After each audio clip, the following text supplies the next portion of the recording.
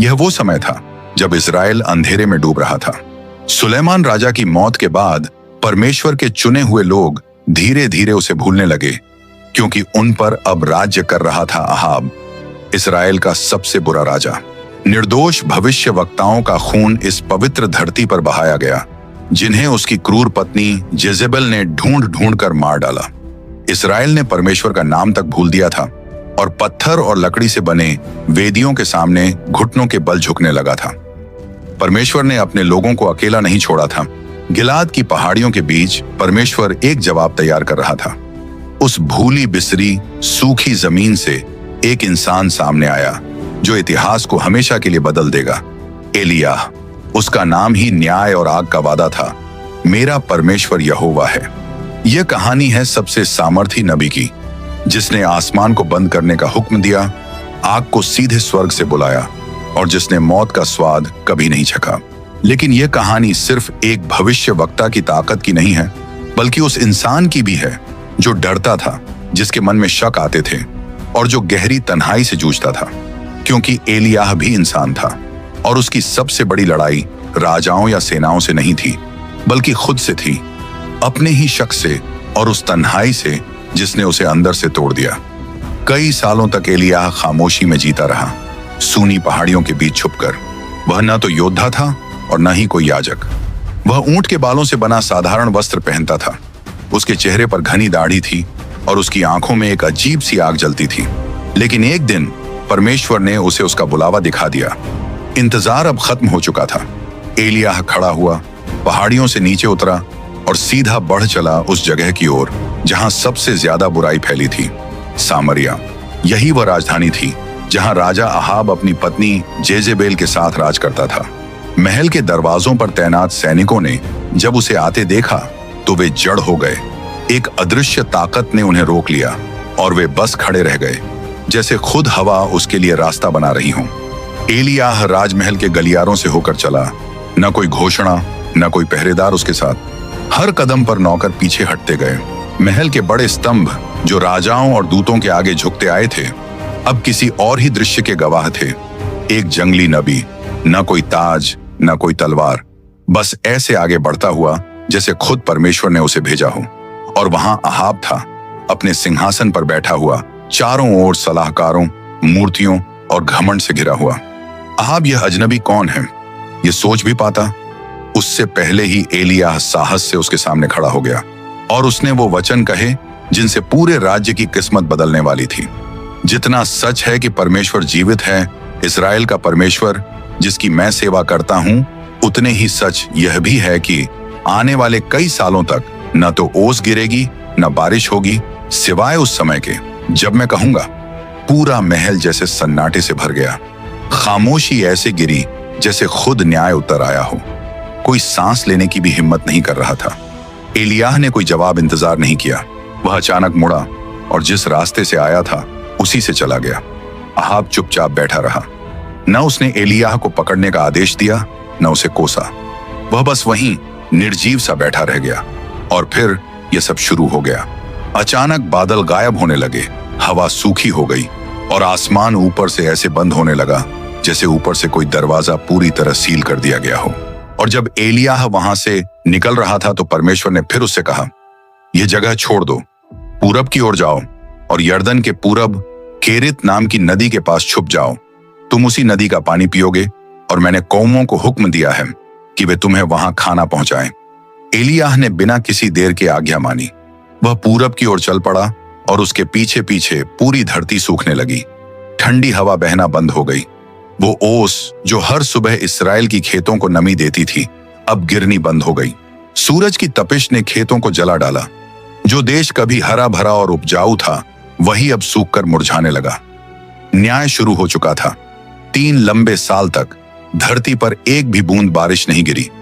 पर जैसे जैसे राज्य सूखे में डूबा, एलियाह पहाड़ियों और घाटियों को पार करता हुआ चला, जब तक कि उसने उस छुपी हुई जगह को नहीं पा लिया।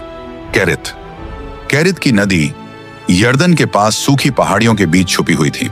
जमीन पर जैसे कोई पतली सी दरार हो, वैसे ही पानी की एक पतली धारा बहती थी, जो सूखे पत्थरों और धूल भरी झाड़ियों के बीच से निकलती जाती थी। एलियाह इस छुपे हुए छोटे से नखलिस्तान में ठहर गया, गहरे रेगिस्तान के बीच, जहां हर सुबह और हर शाम एक चमत्कार होता था। भोर में जब सूरज पूरब से निकलने लगता, अचानक पंखों की फड़फड़ाहट आकाश की खामोशी को तोड़ देती। काले पंखों वाले कौवे क्षितिज पर दिखाई देते, अपनी चोंच में रोटी और मांस लेकर आते। वे भविष्यवक्ता के पास आकर बैठ जाते, खाना उसके सामने रख देते और फिर उड़ान भरकर आसमान में गायब हो जाते। ये वही पक्षी थे जिन्हें व्यवस्था के अनुसार अपवित्र माना जाता था और जिन्हें लोग नापसंद करते थे, लेकिन इन्हीं को परमेश्वर ने चुना ताकि सुबह और शाम दोनों समय एलियाह को खाना पहुंचा सकें। जब पहाड़ियां सूरज की डूबती रोशनी से सुनहरी हो जाती थीं, गहरी तन्हाई में एलियाह खामोशी से खाना खाता, नदी का पानी पीता और देखता कैसे दिन हफ्तों में बदलते गए और हफ्ते महीनों में, और यह सूखा जैसे कोई खामोश श्राप हो अपना अंधेरा साया पूरे इजराइल पर फैला रहा था। कुएं सूख गए, खेत बंजर हो गए, जानवर थककर टूटी हुई धरती पर गिरने लगे। अपने सिंहासन से अहाब गुस्से और घबराहट में चिल्लाता रहा, उस आदमी को ढूंढने का हुक्म देता रहा जिसे वह अपने हाल का जिम्मेदार मानता था, लेकिन कोई खबर कभी नहीं आई। एलियाह अब भी नदी के पास छुपा रहा। फिर धीरे धीरे उसने देखा कुछ बदलने लगा है। जो पत्थर कभी पानी के नीचे दबे रहते थे, अब सतह पर टापुओं की तरह दिखने लगे। जो धारा कभी ताकत से बहती थी, वही अब बस एक पतली सी धारा बन गई। अब वही सूखा जिसकी भविष्यवाणी एलियाह ने खुद की थी, धीरे धीरे उस तक भी पहुंच गया। एक सुबह जब वह झुककर पानी पीने गया तो वहां पानी नहीं था, बस पत्थरों के बीच थोड़ी सी नमी बची थी। केरित की नदी अब पूरी तरह सूख चुकी थी, लेकिन एलियाह न घबराया, न उसने शिकायत की। उसने बस अपने विश्वास को थामे रखा और इंतजार किया, जब तक आखिरकार परमेश्वर की आवाज साफ सुनाई न दी। उठो, सिदोन के सरपत नगर जाओ और वहीं ठहरो। मैंने वहां एक विधवा को आज्ञा दी है कि वह तुम्हारी देखभाल करे। अब प्रभु उसे खतरनाक जगह भेज रहे थे। सरपत नगर, वही जगह जहां जेजेबेल का घर था, वो रानी जिसने कसम खाई थी कि वह परमेश्वर के सारे भविष्यवक्ताओं को मिटा देगी। लेकिन एलियाह ने जरा भी देर नहीं की। वह खड़ा, भरोसा करना, न बाल पर, न अपनी जाति के देवताओं पर, यहां तक कि अपने ही मन की बात पर भी नहीं। उसने भरोसा किया एक अजनबी के वचन पर, एक धूल से भरे यात्री पर, जिसकी आंखों में ऐसा बोझ झलक रहा था जैसा कोई इंसान सह ही न पाए। वह घर लौटी, आग जलाई, आटा डाला, तेल मिलाया और रोटी बनाई। और जब वह घड़े के पास लौटी तो आटा अब भी वहीं था और तेल का बर्तन कभी खाली नहीं हुआ। उस दिन तीनों ने खाना खाया, वह औरत, उसका बेटा और एलियाह, फिर अगले दिन भी और उसके बाद भी, दिन पर दिन, कई दिनों तक। लेकिन अचानक उस विधवा का बेटा बीमार पड़ गया। शुरुआत में बस थोड़ा बुखार था, फिर उसकी सांसें धीरे धीरे कम होने लगीं, यहां तक कि कुछ ही घंटों में उसका सांस लेना पूरी तरह रुक गया। मां घुटनों पर गिर गई, अंदर से पूरी तरह टूट चुकी थी। जिस इंसान ने उसके घर में जीवन लाया था, उसी की मौजूदगी अब मौत ले आई लग रही थी। क्या तुम मुझे मेरे पाप याद दिलाने आए हो? वह रोते हुए चिल्लाई। क्या तुम सिर्फ मेरे बेटे को मारने आए हो? एलियाह ने कोई जवाब नहीं दिया। उसने लड़के को बड़े प्यार से अपनी बाहों में उठाया, उसे ऊपर वाले कमरे में ले गया जहां वह खुद ठहरता था और उसे बिस्तर पर लिटा दिया। फिर उसने आकाश की ओर पुकारा, मेरे प्रभु, मेरे परमेश्वर। एलियाह रोया, क्या तूने इस विधवा पर, जिसने मुझे अपने घर में जगह दी, मुसीबत डाल दी है, उसका बेटा छीनकर? और फिर उसने कुछ ऐसा किया जो किसी नबी ने पहले कभी नहीं किया था। एलियाह लड़के के ऊपर 3 बार झुक गया, जैसे वह अपनी ही जान उसके शरीर में डालना चाहता हो, और उसने बड़ी बेबसी से प्रार्थना की, हे प्रभु, मेरे परमेश्वर, इस बच्चे की जान वापस लौटा दे। एक लंबा सन्नाटा छा गया, भारी, असहनीय। फिर अचानक लड़के का सीना उठने लगा, उसके होंठ खुले और उसकी सांसें फिर से लौट आईं। एलियाह ने जीवित लड़के को उठाया, सीढ़ियों से नीचे ले गया और उसकी मां के सामने खड़ा कर दिया। उसने कहा, देखो, तुम्हारा बेटा जीवित है। और उसी पल उस विधवा ने सिर्फ अपना बेटा ही नहीं पाया, उसने अपना विश्वास भी वापस पा लिया। आंखों से आंसू बहते हुए उसने कहा, अब मुझे सच में पता चल गया है कि तुम परमेश्वर के आदमी हो और तुम्हारे होंठों से निकले प्रभु के वचन सच्चे हैं। एक ऐसी धरती पर जहां पत्थर और आग से बने देवताओं के लिए वेदी जलती थी, अब सच्चे विश्वास की एक छोटी सी लौ जल उठी थी। लेकिन सूखा अब भी खत्म नहीं हुआ था। पूरे 3 साल तक एक बूंद पानी भी नहीं गिरा। परमेश्वर का न्याय इजराइल पर ऐसे फैल गया था जैसे कोई खुला जख्म। पशु गायब हो गए, कुएं सूख गए और फसलें सिर्फ याद बनकर रह गईं। सबसे पहले गरीबों पर भूख का वार पड़ा, लेकिन जल्द ही अमीर लोग भी उस भूख की मार झेलने लगे। फिर भी उस निराशा के बीच भी सबने बाल के आगे सिर नहीं झुकाया। उन कुछ मजबूत लोगों में से एक था ओबद्याह, राजा अहाब का सेवक। उसने राजा की क्रूरता देखी, लेकिन चुपचाप खड़ा नहीं रहा। अहाब जब प्रभु के याजकों और भविष्यद्वक्ताओं का पीछा कर उन्हें मार रहा था, तो ओबद्याह ने कुछ ऐसा किया जिसकी कोई कल्पना भी नहीं कर सकता था। उसने परमेश्वर के 100 भविष्यवक्ताओं को 2 गुफाओं में छिपा दिया, 50 एक तरफ और 50 दूसरी तरफ, और वह उन्हें छुपकर रोटी और पानी पहुंचाता रहा। हर एक दिन वह अपनी जान जोखिम में डालता था, सिर्फ इसलिए कि वह अपने परमेश्वर से प्यार करता था। यहां तक कि उसने इसे अहाब से भी छुपाए रखा और राजा का भरोसा भी बनाए रखा। एक सुबह राजा ने ओबद्याह को हुक्म दिया, धरती में घूमो, घास ढूंढो, कोई सोता, कोई नाला जो अभी तक सूखा ना हो। शायद हम अपने घोड़ों और खच्चरों को बचा सकें, शायद कहीं अब भी कुछ जिंदा हो। ओबद्याह उस उजड़े हुए राज्य में निकल पड़ा, सूखे और बेजान खेतों को पार करता हुआ, और तभी अचानक उसने उसे देखा। धूल भरी सड़क के बीच खड़ा था एलियाह, ऊंचा, अडिग और उसकी आंखों में जलती हुई पुरानी आग। ओबद्याह जमीन पर गिर पड़ा और पुकार उठा, क्या ये आप हैं मेरे स्वामी एलियाह? हाँ, मैं ही हूं, भविष्यद्वक्ता ने जवाब दिया। जाओ, अपने मालिक से कहो एलियाह यहां है। ओबद्याह धीरे धीरे खड़ा हुआ। डर ने उसकी सांसें छीन ली और उसकी आंखों में गहरी पीड़ा साफ दिख रही थी। मैंने क्या किया है कि आप मेरी जान खतरे में डाल रहे हैं? अगर मैं जाकर अहाब को बता दूं कि आप यहां हैं और फिर परमेश्वर की आत्मा आपको कहीं और ले गई और राजा आपको न पा सका, तो वो मुझे मार डालेगा। फिर ओबद्याह और करीब आया और एलियाह से अपना राज खोलकर कहा, मैंने जवानी से ही परमेश्वर की सच्चाई से सेवा की है। जब ईजेबेल भविष्यद्वक्ताओं को मार रही थी, मैंने 100 भविष्यद्वक्ताओं को 2 गुफाओं में छुपाया, 50 एक में, 50 दूसरी में, और मैंने ही उन्हें रोटी और पानी खिलाया। मैंने अपनी तरफ से सब किया एलियाह, और अब आप मुझसे ये मांग रहे हैं। लेकिन एलियाह डटा रहा और उसने जवाब दिया, जैसे सेनाओं का परमेश्वर जीवित है जिसकी मैं सेवा करता हूं, आज मैं अहाब के सामने खड़ा रहूंगा।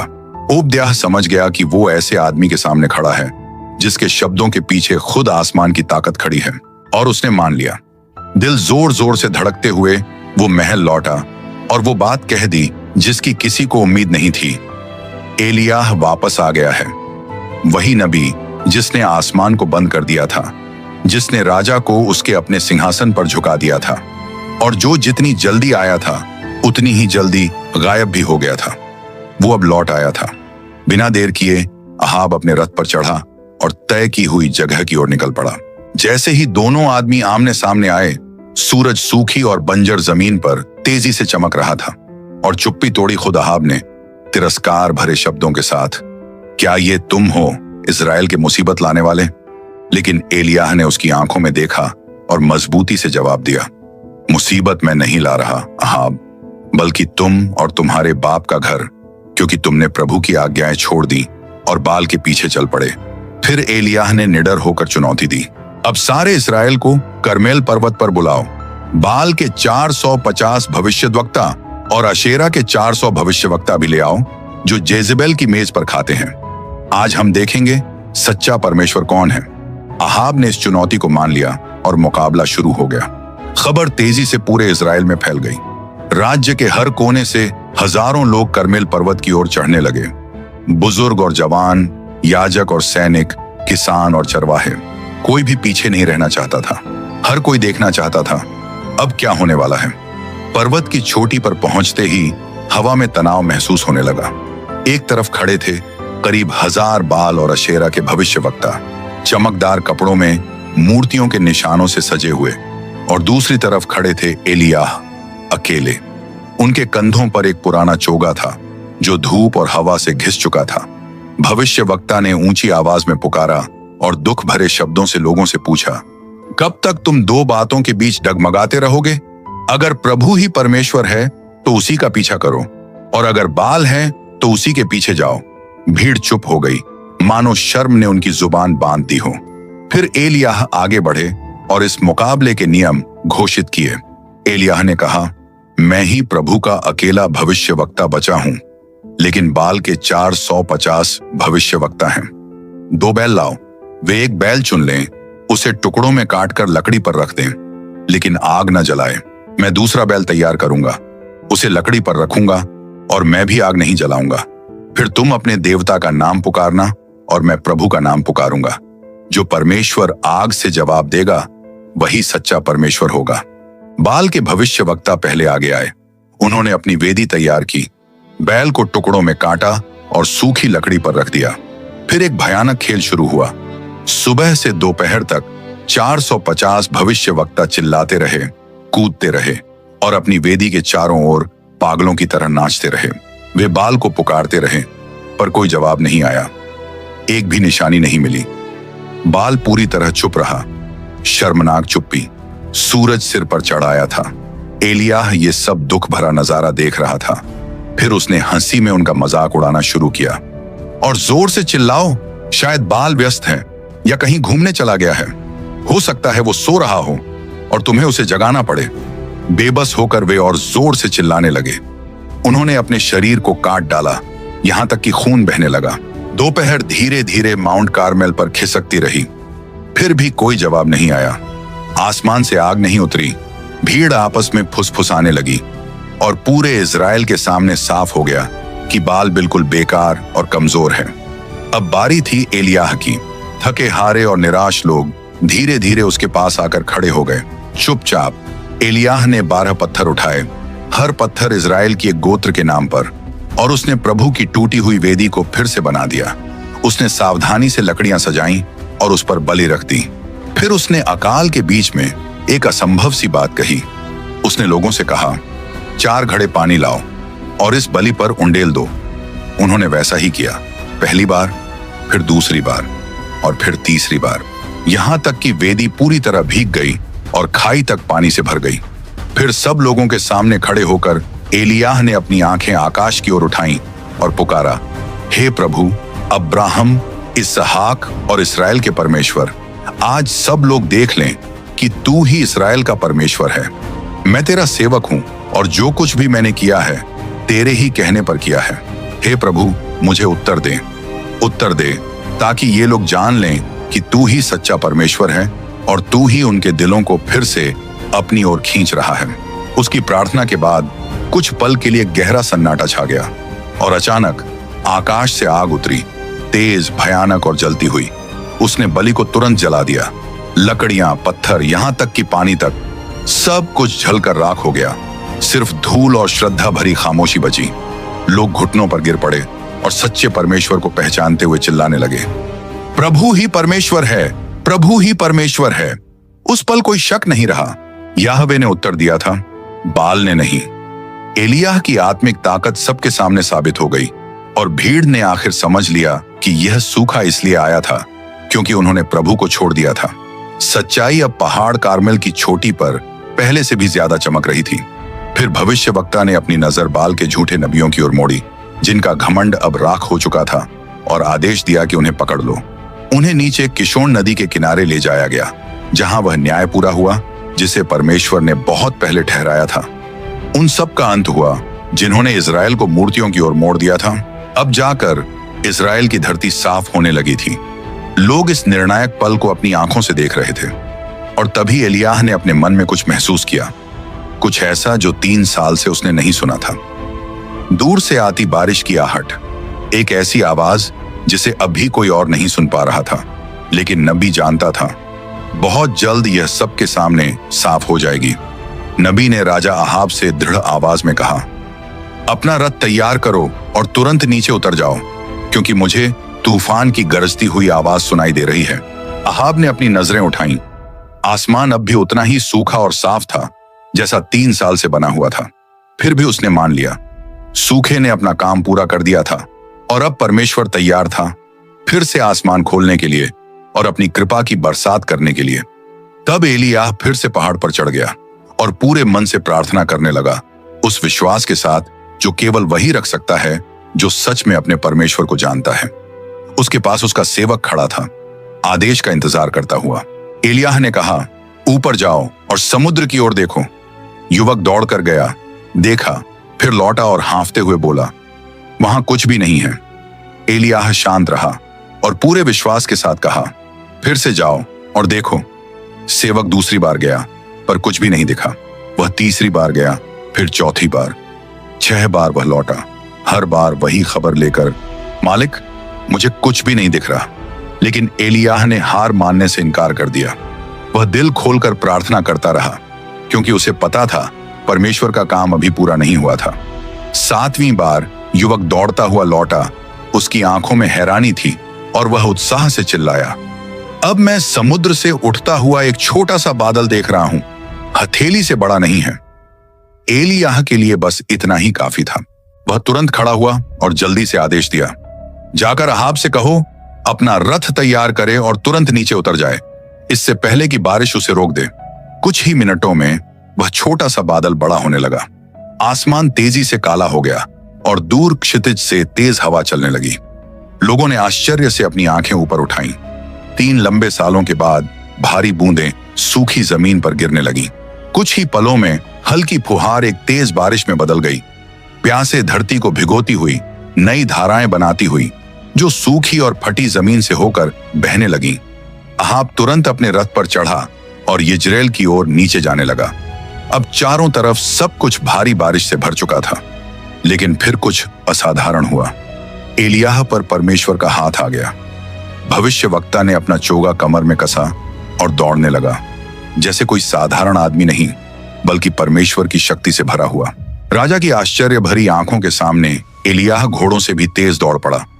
तूफान के बीच ऐसे भागता हुआ जैसे खुद हवा उसे उठा ले जा रही हो। यह एक अद्भुत दृश्य था जिसने आसमान को बंद किया था।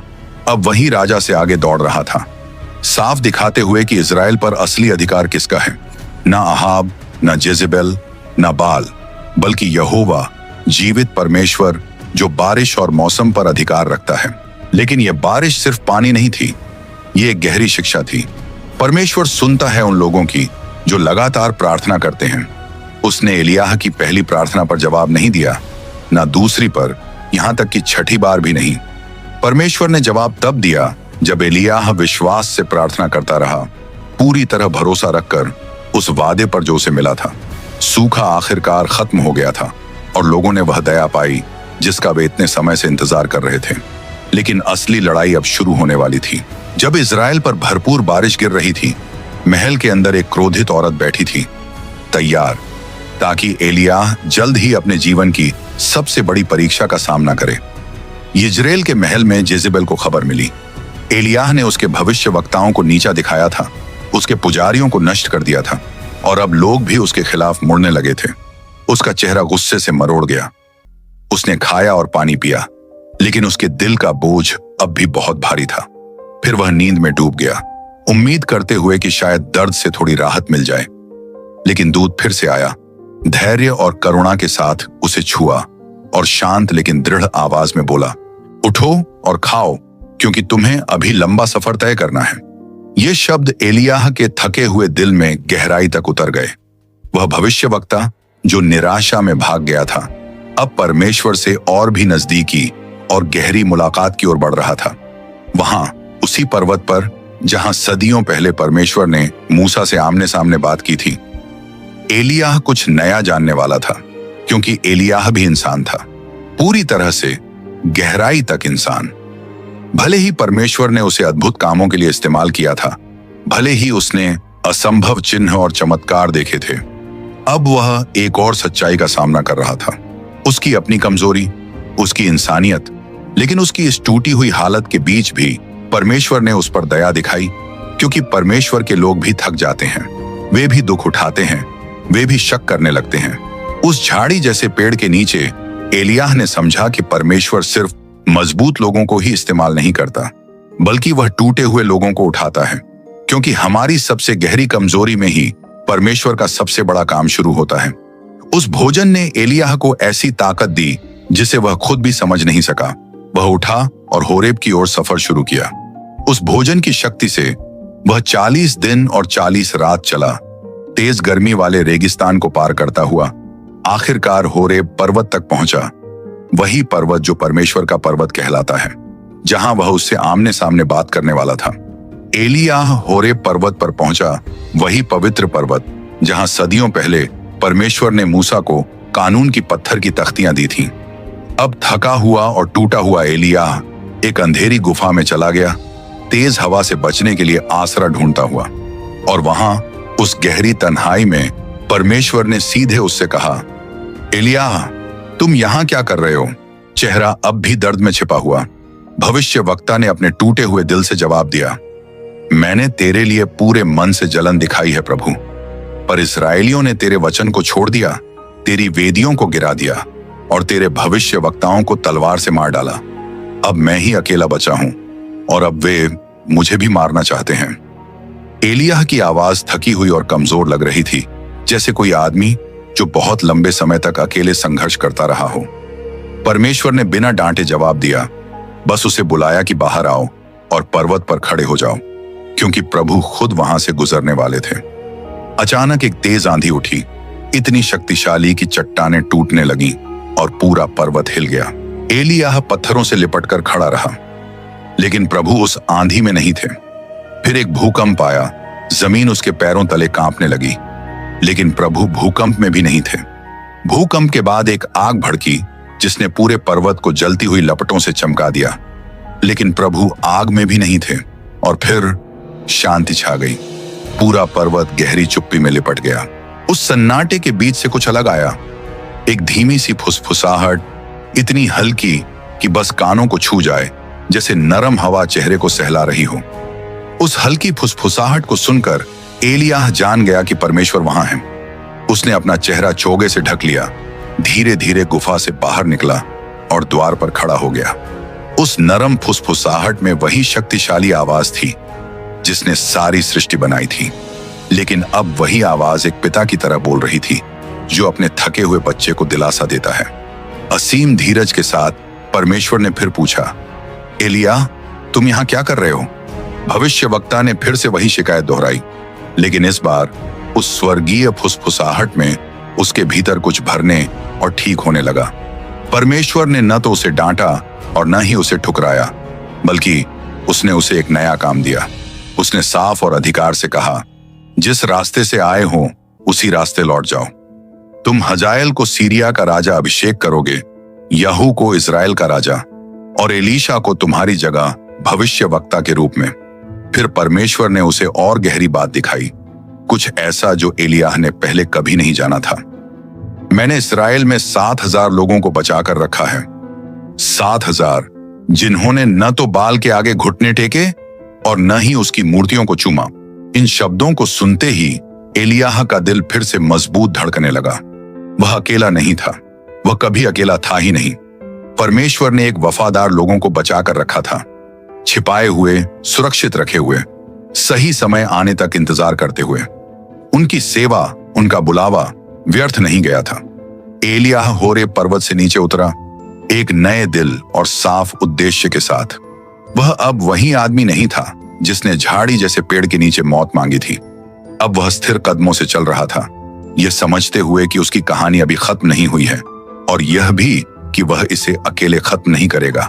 परमेश्वर ने उसे साफ निर्देश दिए थे, किसका अभिषेक करना है, किसे तैयार करना है। उन नामों में से एक नाम खास मकसद के साथ चमक उठा, एलीशा, शाफात का बेटा। और इस तरह वह उन खेतों में पहुंचा जहां एलीशा अपने हाथों से काम कर रहा था। एलीशा न तो कोई पुजारी था और न ही नबी, वह एक किसान था। वह 12 जोड़ी बैलों से खेत जोत रहा था और 12वें को खुद चला रहा था। उसके हाथ मेहनत से कठोर हो गए थे, उसका चोगा धूल से ढका था, उसकी पीठ रोज की मेहनत से झुक गई थी, लेकिन परमेश्वर ने उसे देख लिया था। एलियाह चुपचाप उसके पास आया, अपना चोगा उतारा और एलीशा के ऊपर डाल दिया। यह छोटा सा काम बहुत कुछ कह रहा था। यह परमेश्वर की बुलाहट का साफ चिन्ह था, पवित्र जिम्मेदारी का सौंपा जाना और एक नई मंजिल की शुरुआत। एलीशा रुक गया। उसने अपने कंधों पर रखे चोगे का बोझ महसूस किया और तुरंत समझ गया कि इसका क्या मतलब है।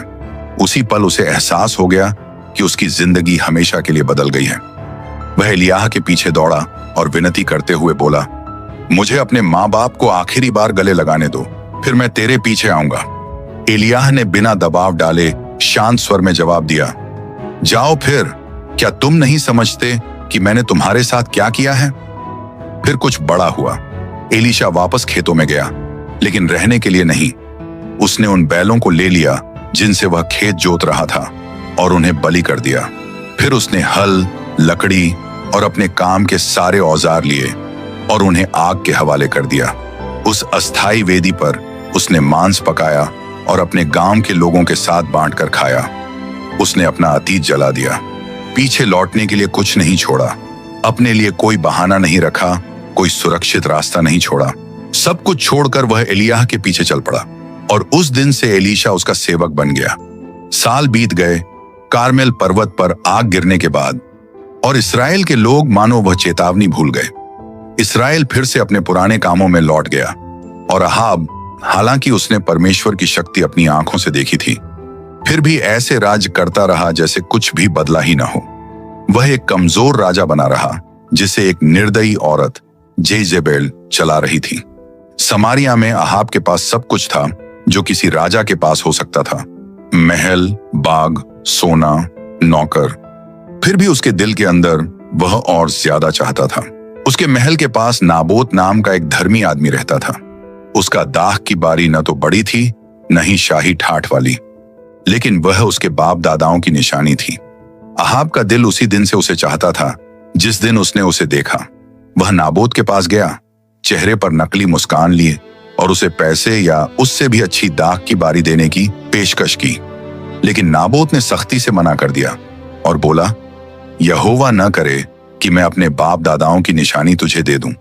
अहाब महल लौटा, एक बिगड़े हुए बच्चे की तरह। वह अपने बिस्तर पर लेट गया, चेहरा दीवार की ओर कर लिया और खाने से इनकार कर दिया। उसकी लालच ने उसके अभिमान को चोट पहुंचाई थी और उसकी कमजोरी ने उसे कड़वाहट से भर दिया। जब जेजबेल ने उसकी हालत देखी तो उसने ताना मारते हुए कहा, क्या तुम इस्राएल के राजा हो या नहीं? उठो, खाओ और खुश हो जाओ। नाबोत की दाख की बारी मैं तुम्हें दिलाऊंगी। और उसने ऐसा ही किया। ठंडी निर्दयता के साथ उसने राजा के नाम से खत लिखे, उन्हें उसके शाही मुहर से सील किया, एक उपवास का ऐलान किया और नाबोत को इज्जत की जगह पर बैठाया। लेकिन उसके बगल में दो दुष्ट आदमी बैठ गए और सबके सामने नाबोत पर झूठा इल्जाम लगाया। नाबोत ने परमेश्वर और राजा को शाप दिया है। बिना किसी सुनवाई या बचाव के नाबोत को नगर से बाहर घसीट लिया गया और पत्थरों से मारकर उसकी जान ले ली गई। उसका अपराध क्या था? बस इतना कि उसने अपनी मिली हुई विरासत के लिए डट कर खड़ा होना चाहा। जब यह खबर जेजेबेल तक पहुंची तो उसने संतोष की मुस्कान दी और अहाब से कहा, उठो और दाख की बारी ले लो, नाबोत अब जीवित नहीं है। अहाब अपनी नई जमीन देखने गया, बिल्कुल एक बिगड़े हुए बच्चे की तरह खुश होकर, सोचते हुए कि उसने जीत हासिल कर ली है। लेकिन जब वह दाख की बारी में घूम रहा था, अचानक एलियाह वहां प्रकट हुआ। उसका चेहरा न्याय की कठोरता से भरा हुआ। राजा उसे देखते ही कांप उठा और बोला, तो तूने मुझे ढूंढ ही लिया, मेरे दुश्मन? एलियाह ने बिना हिचकिचाए जवाब दिया, हाँ, मैंने तुझे ढूंढ लिया है, क्योंकि तूने अपने आप को बेच दिया है प्रभु की नजर में बुराई करने के लिए। और एक बार फिर एलियाह ने न्याय सुनाया और कहा, यहोवा कहता है, जिस जगह कुत्तों ने नाबोत का खून चाटा था, उसी जगह वे तेरा भी खून चाटेंगे। मैं तुझ पर विपत्ति लाऊंगा, तेरी संतान को मिटा दूंगा और तेरे परिवार का नाम खत्म कर दूंगा, जैसा मैंने यारोबाम के साथ किया। तेरी पत्नी जेजेबेल को यिज्रेल की दीवार के पास कुत्ते खा जाएंगे और तेरे घर का जो भी शहर में मरेगा उसे कुत्ते खा जाएंगे, और जो मैदान में मरेगा उसे आकाश के पक्षी नोच खाएंगे। अहाब का चेहरा पीला पड़ गया। पहली बार एलियाह की आवाज अहाब को दुश्मन की नहीं बल्कि एक न्यायाधीश की लगी। और इस बार अहाब ने न तो चिल्लाया, न गाली दी, न ही अपने सैनिकों को बुलाया। उसने अपने वस्त्र फाड़ दिए, टाट पहन लिया उपवास करने लगा और चुपचाप लेट गया, खाने से इनकार करते हुए। वह धीरे धीरे चलता रहा, चेहरा झुकाए, आंखों में आंसू लिए आकाश की ओर। परमेश्वर ने यह देखा और एलियाह से फिर कहा, क्योंकि अहाब ने मेरे सामने अपने आप को दीन किया है, मैं उसके जीवन काल में विपत्ति नहीं लाऊंगा, बल्कि उसके बेटे के दिनों में उसके घर पर यह आपदा आएगी। अहाब को चेतावनी दी जा चुकी थी। उसने उस मूर्ति पूजा और भ्रष्टाचार की भारी कीमत चुकाई जो उसने पूरे इस्राएल में बोया था। लेकिन साल बीत गए और अहाब ने सोचा कि शायद परमेश्वर उसका न्याय भूल गया है। वह गलत था। उसने तय किया कि वह सीरिया से रामोत गिलाद नगर को छीनने के लिए युद्ध करेगा। हालांकि एलियाह ने उसे चेतावनी दी थी कि वह जरूर मरेगा, फिर भी अहाब ने परमेश्वर की आवाज अनसुनी कर दी। उसने भेष बदल लिया, सोचते हुए कि वह किस्मत को भी धोखा दे सकता है। लेकिन एक तीर जो यूं ही चलाया गया था उसके कवच की सबसे कमजोर जगह से होकर गुजरा और उसे मार गया। युद्ध चलता रहा और अहाब अपने रथ में चुपचाप पड़ा रहा। खून बहता रहा, यहां तक कि सूर्यास्त के समय उसकी मृत्यु हो गई।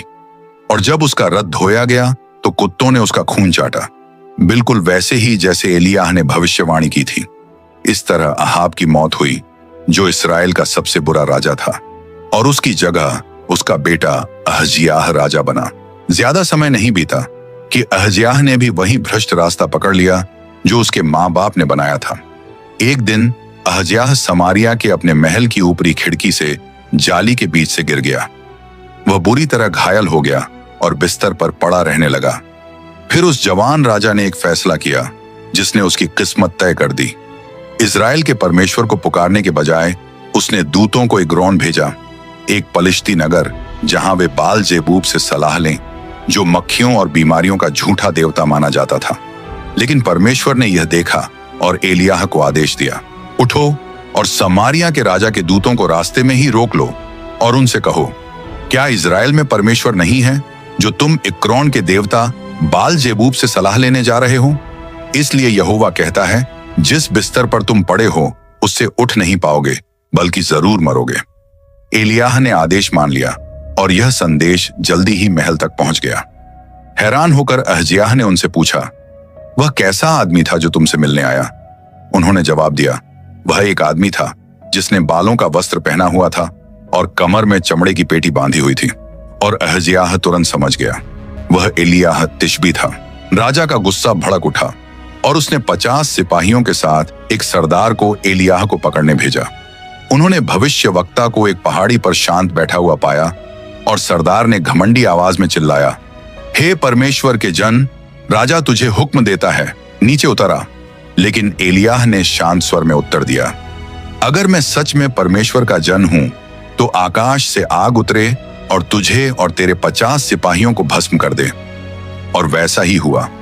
आकाश फटने जैसी आवाज आई, लपटें गिरीं और सरदार व उसके सिपाही तुरंत भस्म हो गए। उनकी चीखें मिट गईं, बस राख रह गई। अहज्याह ने अपनी जिद और बगावत में अंधा होकर एक और सरदार को 50 सिपाहियों के साथ भेजा। नतीजा वही हुआ, आग, न्याय, मौत। लेकिन तीसरा सरदार अलग था। वह न आदेश लेकर आया न धमकी देकर। वह घुटनों पर गिर पड़ा, अपने हाथ उठाए और विनती करने लगा, हे परमेश्वर के जन, मैं तुझसे विनती करता हूं, कृपया मेरी जान और तेरे इन 50 सेवकों की जान तेरी दृष्टि में कीमती समझी जाए। और इस बार परमेश्वर की आवाज एलियाह से बोली, उसके साथ नीचे जा, मत डर। एलियाह उठा और तीसरे सरदार के साथ महल की ओर चला गया। एलियाह अहज्याह के बिस्तर के पास खड़ा हुआ और वही बात दोहराई जो पहले ही कही जा चुकी थी। यहोवा कहता है, क्योंकि तूने दूतों को एग्रोन के देवता बाल जेबूब से पूछने भेजा, जैसे इस्राएल में कोई परमेश्वर ही न हो, इसलिए जिस बिस्तर पर तू लेटा है उससे उठ नहीं पाएगा, तू जरूर मरेगा। और वैसा ही हुआ। अहज्याह मर गया, जैसा यहोवा का वचन उसके नबी के मुंह से निकला था। उसके साथ ही अहाब की वंश की एक और कड़ी परमेश्वर के न्याय के पूरे बोझ तले टूट गई। अहज्याह की मौत ने एक पीढ़ी का अंत कर दिया। उसने अपने सिंहासन पर बैठने के लिए कोई बेटा नहीं छोड़ा और अहाब का घर उस पल के गवाह जो अनंतता के लिए लिखा जा चुका था। फिर एलियाह ने अपना चोगा लिया, उसे मोड़ा और पानी पर मारा। तुरंत पानी फटकर अलग हो गया, ठीक वैसे ही जैसे मूसा के दिनों में हुआ था। धाराएं पीछे हट गईं, बाएं और दाएं बढ़ गईं और दोनों के लिए सूखी राह बन गई ताकि वे सुरक्षित पार कर सकें। उसी समय एलियाह रुक गया। वह जानता था उसकी यात्रा अब अपने अंत तक पहुंच चुकी है। फिर भी वह अपना विरासत दिए बिना नहीं जा सकता था।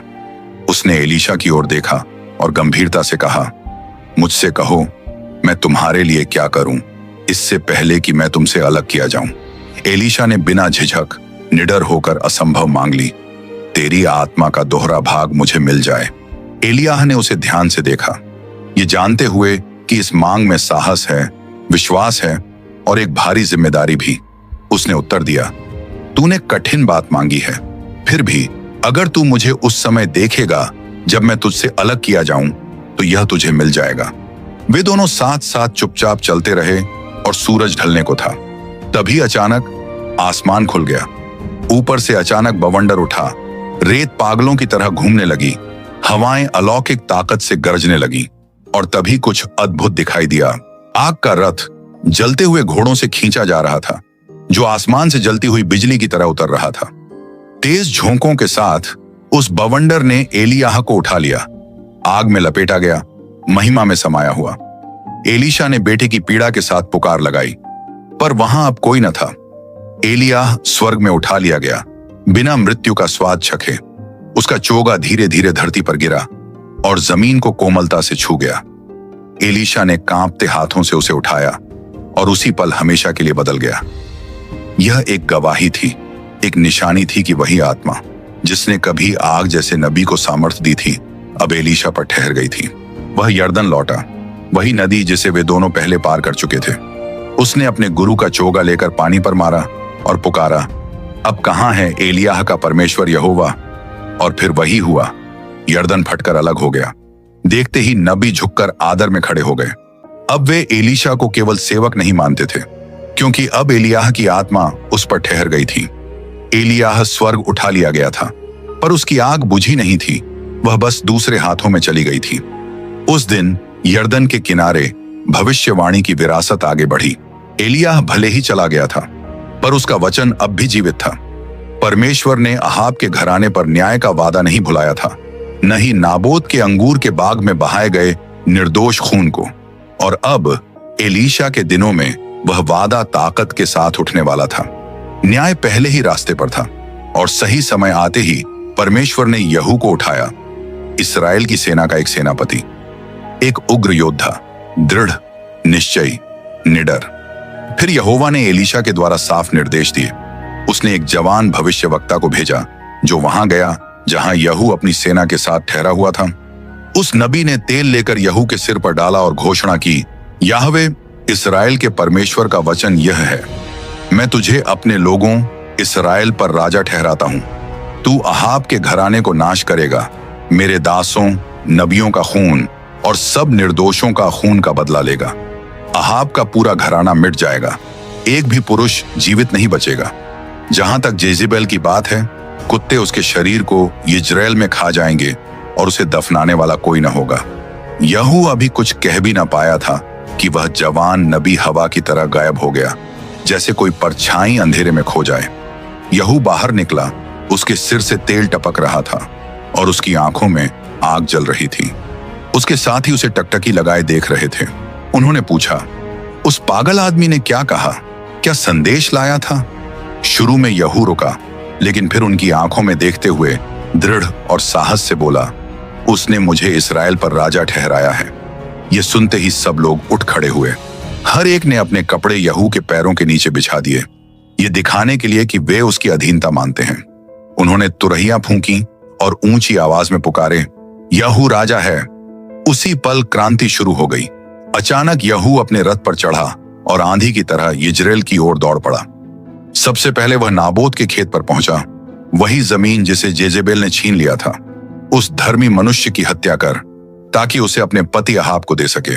वहीं पर उसे योराम मिला, अहाब का दूसरा बेटा और अब इस्राएल का राजा, और उसके साथ था अहज्याह, यहूदा का राजा, जो उस समय उससे मिलने आया था। बिना जरा भी देर किए यहू ने अपना धनुष खींचा और सीधा एक तीर योराम के दिल में उतार दिया, कहते हुए, यही नाबोत की जमीन पर याहवे तुझे बदला देता है। राजा का शरीर उसी जगह गिर पड़ा जहां नाबोत की हत्या हुई थी। अहज्याह भागने की कोशिश करता है पर ज्यादा दूर नहीं जा पाता। यहू के सैनिकों ने उसे मार गिराया और वह मगिद्दो में गिर पड़ा। भविष्यवाणी एक एक बात पूरी हो गई, पर न्याय अभी खत्म नहीं हुआ था। एक नाम अब भी बाकी था, जेजेबेल। रानी यिज्रेल के महल में थी और जैसे ही उसने सुना कि यहू आ रहा है तो उसने खुद को तैयार किया। उसने अपनी आंखों में सिंगार किया, बाल सवारे और खिड़की से बाहर झांकते हुए यहू को आते देखा। क्या तू शांति से आया है जिम्री, अपने स्वामी का कातिल? वह महल की खिड़की से चिल्लाई, मजाक उड़ाते हुए। यहू ने ऊपर देखा और नीचे खड़े लोगों से पुकारा, कौन है जो मेरे साथ खड़ा होगा? 2-3 अधिकारी खिड़की पर आ गए। यहू ने उन्हें हुक्म दिया, इसे नीचे गिरा दो, फेंक दो इसे, और उन्होंने उसे खिड़की से धक्का दे दिया। जज़बेल का शरीर ऊपर से गिरा, जमीन पर बुरी तरह टकराया। उसका खून दीवारों पर छिटक गया और घोड़ों ने उसे बेरहमी से रौंद दिया। बाद में यहू ने आदेश दिया कि उसका दफन किया जाए, पर जब लोग उसका शरीर लेने गए तो कुछ भी नहीं मिला। बस उसके पैरों के टुकड़े और हाथों की हथेलियां ही बाकी थीं। कुत्तों ने उसे वैसे ही खा लिया था जैसा एलियाह ने पहले कह दिया था। और इस तरह याहवे का वचन पूरा हुआ। अहाब का पूरा घराना मिटा दिया गया। उसके बेटे, उसके साथी, उसके पुजारी सब यहू की तलवार से गिर गए, परमेश्वर के न्याय को पूरा करते हुए। लेकिन यहू यही नहीं रुका। एक एक कर अहाब की सारी औलाद को मार डाला गया। सब 70 वंशजों के सिर काट दिए गए। फिर नौकर, सलाहकार, झूठे भविष्यद्वक्ता और सामरिया के सिंहासन से जुड़े सब लोग। सिर्फ एक ही अभियान में यहू ने अहाब का पूरा घराना मिटा दिया। परमेश्वर के न्याय का हर एक वचन बिना किसी कमी के पूरा हुआ। भविष्यवक्ताओं का खून आखिरकार बदला गया और एलियाह की विरासत स्वर्ग में उठाए जाने के बाद भी अब भी धरती पर आग की तरह जलती रही। क्योंकि भले ही एलियाह का शरीर अब धरती पर नहीं था, उसकी आत्मा गायब नहीं हुई थी। और सदियों बाद एक नई भविष्यवाणी उठी, आखिरी भविष्यवक्ता मलाकी के होंठों से। देखो, प्रभु का बड़ा और भयानक दिन आने से पहले मैं तुम्हारे पास एलियाह भविष्यवक्ता को भेजूंगा। वह माता पिता के दिल उनके बच्चों की ओर करेगा और बच्चों के दिल उनके माता पिता की ओर। नहीं तो मैं आऊंगा और पूरी भूमि को नाश कर दूंगा। वह पुराने समय वाले एलियाह की बात नहीं कर रहा था, बल्कि उस एलियाह की जो आगे आने वाला था। एक भविष्यद्वाणी आत्मा जो फिर से सोए हुए दिलों को जगाएगी, लापरवाही के बीच सच की पुकार उठाएगी और न्याय और बहाली के लिए रास्ता तैयार करेगी। यह अंत से पहले की घोषणा थी। एलियाह प्रभु के उस महिमा और भय से भरे दिन से पहले फिर आएगा। उसकी जैसी आवाज, उसकी जैसी बुलाहट दुनिया में फिर गूंजेगी। यह सिर्फ एक वादा नहीं था, यह एक चेतावनी थी।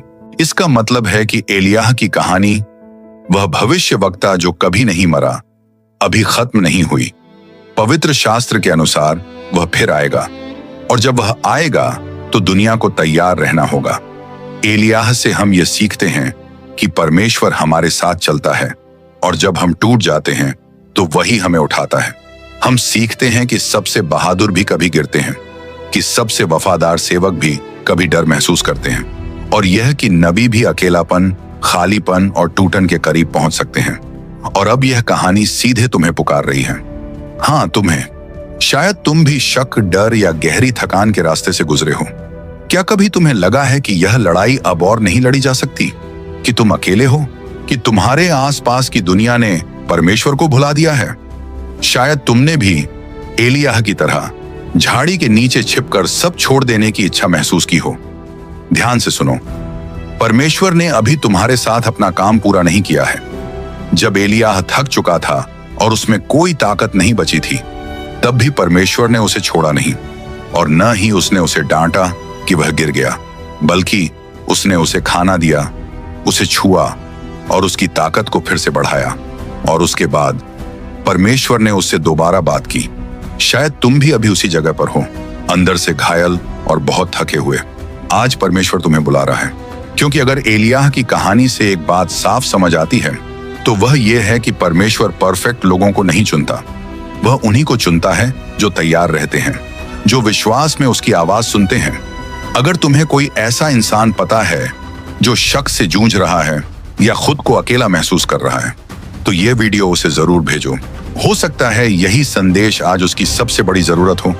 अगर ये वीडियो तुम्हारे दिल को छू गया हो तो इसे लाइक करो और चैनल को सब्सक्राइब करना मत भूलना, ताकि तुम आगे आने वाली और जिंदगी बदल देने वाली बाइबल की कहानियां मिस न करो। परमेश्वर की आशीष तुम्हें और तुम्हारे परिवार को मिले।